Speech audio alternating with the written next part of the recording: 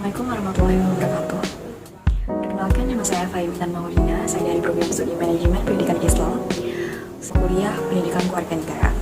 Menurut media yang saya kutip, yakni Sidoge Media Official, tentang penculikan Insinyur Soekarno dan Muhammad Hatta ke Rengas Dengklok pada tanggal 16 Agustus 1945. Peristiwa Rengas Dengklok adalah peristiwa yang tidak bisa dilepaskan dari bangsa Indonesia, karena peristiwa tersebut adalah peristiwa penting sebelum proklamasi tersebut dilakukan.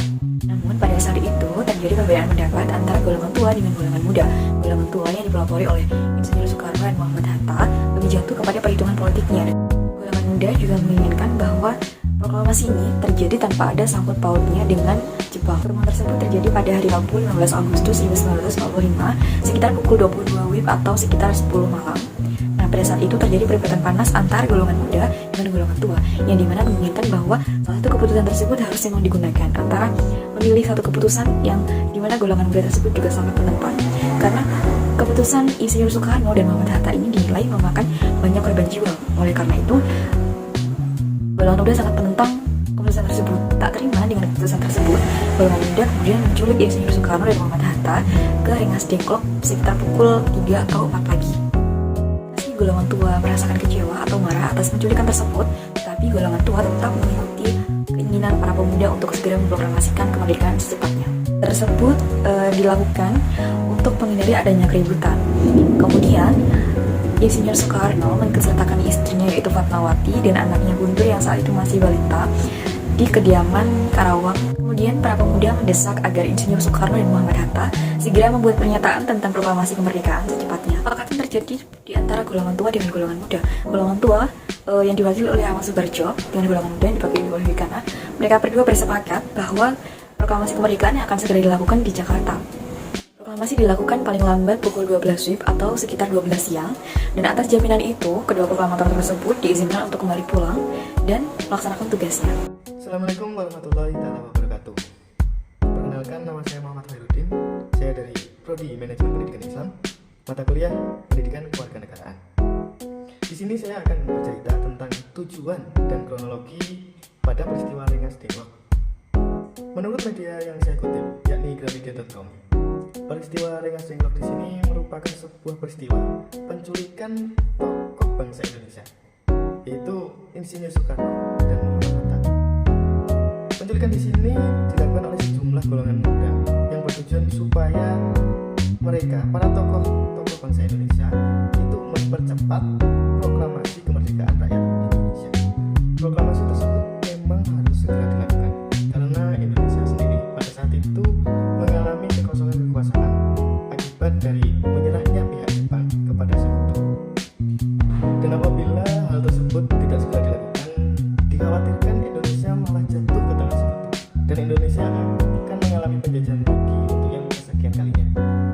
Yang perlu kalian ketahui, kronologi peristiwa Rengas Dengklok dimulai pada akhir tahun 1943. Di sini kedudukan Jepang dalam perang Asia Pasifik mulai terdesak. Mereka harus beberapa kali mengalami kekalahan melawan tentara sekutu. Pada akhirnya tentara Amerika Serikat berhasil melakukan pengoboman di dua kota yang ada di Jepang, yakni di Hiroshima pada tanggal 6 Agustus 1945 dan di kota Nagasaki pada tanggal 9 Agustus 1945.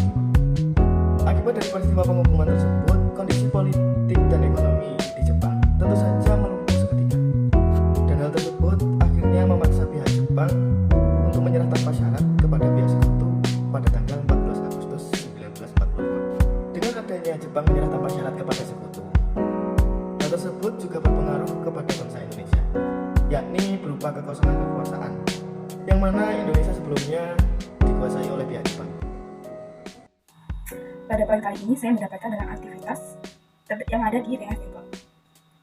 Di Rengas Dengklok terdapat Bung Karno dan Bung Hatta, yang dimana mereka dijaga oleh komandan Kompi Bintang yakni Sudarso Subin. Di sana para golongan muda berusaha meyakinkan kepada Bung Karno untuk segera memproklamasikan kemerdekaan, karena mumpung sedang ada kekosongan kekuasaan tersebut.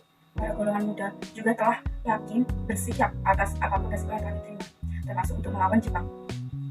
Sementara itu di Jakarta terjadi pula diskusi antara golongan muda dan golongan tua. Dalam golongan tua terdapat beberapa tokoh besar, seperti antara lain Ahmad Subarjo dengan beberapa anggota BUM PKI dan PKI. Dalam perundingan antara golongan muda dan golongan tua tersebut dikeluarkan kesepakatan bahwa proklamasi kemerdekaan akan dan harus dilaksanakan di Jakarta. Akhirnya, proses perundingan antara tokoh-tokoh dan hebat tersebut, Bung Karno dan Bung Hatta bersedia untuk menyatakan kemerdekaan begitu sampai di Jakarta. Maka setelah adanya perundingan memperoleh hasil yang diinginkan, Yusuf Kunto dari golongan muda mengantar Ahmad Subarjo dari golongan tua untuk ke Rengas Dengklok. Karena apa? Mereka bersama-sama untuk menjemput Bung Karno dan Bung Hatta untuk bersiap-siap untuk segera membawa mereka kembali ke Jakarta untuk segera memproklamasikan kemerdekaan. Karena apa? Karena bagi mereka golongan muda dan golongan tua ini adalah waktu yang tepat untuk segera memproklamasikan dengan adanya berita yang telah tersebar atas kekalahan Jepang. Terima kasih. Assalamualaikum warahmatullahi wabarakatuh. Nama saya Marifatih Sabrina. Saya mahasiswa program studi manajemen pendidikan Islam dan sedang mengerjakan tugas mata kuliah pendidikan kewarganegaraan. Dalam kesempatan kali ini saya akan menjelaskan tentang persiapan sebelum proklamasi. Pertama adalah pembentukan BPUPKI. BPUPKI didirikan pada 1 Maret 1945. BPUPKI atau Badan Persiapan Usaha Kemerdekaan Republik Indonesia atau nama lengkapnya Yokoritsu Junbi Kosakai. BPUPKI sendiri didirikan oleh Jenderal Kuwaki Harada pada tanggal 1 Maret 1945 dan diresmikan pada tanggal 29 April 1945. Sidang pertama BPUPKI dilaksanakan pada tanggal 29 Mei sampai 1 Juli dan membahas tentang asas dan dasar negara. Lalu sidang kedua dilaksanakan pada tanggal 10 sampai 16 Juli yang membahas tentang rancangan batang tubuh beserta undang-undang. Dan pada tanggal 7 Agustus 1945 BPUPKI resmi dibubarkan lalu diganti dengan PPKI karena BPUPKI telah menyelesaikan misinya, yaitu menyiapkan persiapan yang akan dilakukan pada saat proklamasi. Setelah itu didirikanlah PPKI atau Panitia Persiapan Kemerdekaan Republik Indonesia atau dalam jumlahnya bisa disebut dengan Yokoritsu Junbi Inkai.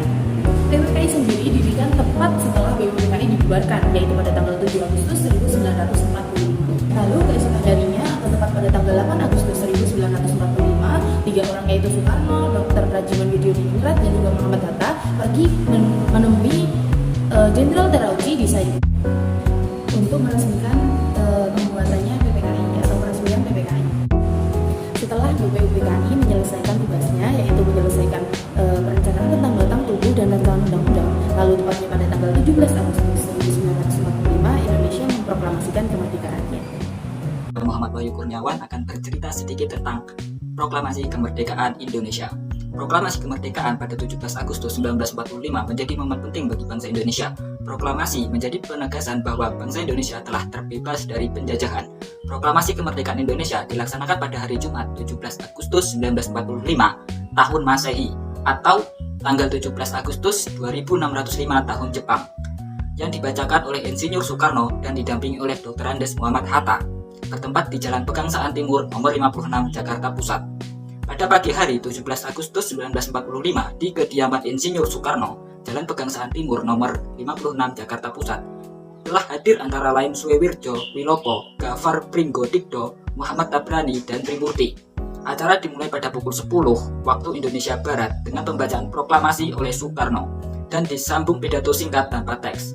Selain itu, sang saka merah putih yang telah dijahit oleh Ibu Fatmawati dikibarkan, disusul dengan sambutan oleh Suwewirjo selaku wakil wali kota Jakarta pada saat itu, dan Muwerdi selaku pemimpin barisan pelopor.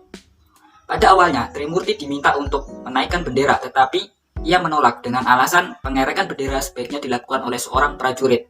Oleh sebab itu, ditunjuklah Latif Hendraningrat, seorang prajurit peta, dibantu oleh Suhud untuk tugas tersebut. Seorang pemudi muncul dari belakang barisan membawa nampan dari bendera merah putih yang dijahit oleh Ibu Fatmawati beberapa hari sebelumnya. Setelah bendera berkibar, hadirin menyanyikan lagu Indonesia Raya. Sampai saat ini, bendera tersebut masih disimpan di Monumen Nasional. Setelah upacara selesai, kurang lebih 100 orang anggota barisan pelopor yang dipimpin oleh S. Brata datang terburu-buru karena mereka tidak mengetahui perubahan tempat mendadak dari Ikada ke Pegangsaan Timur. Mereka menuntut Soekarno mengulang pembacaan proklamasi, tetapi ditolak. Akhirnya, Muhammad Hatta memberikan amanat singkat kepada mereka. Pada tanggal 18 Agustus 1945, PPKI mengambil keputusan mengesahkan dan menetapkan Undang-Undang Dasar sebagai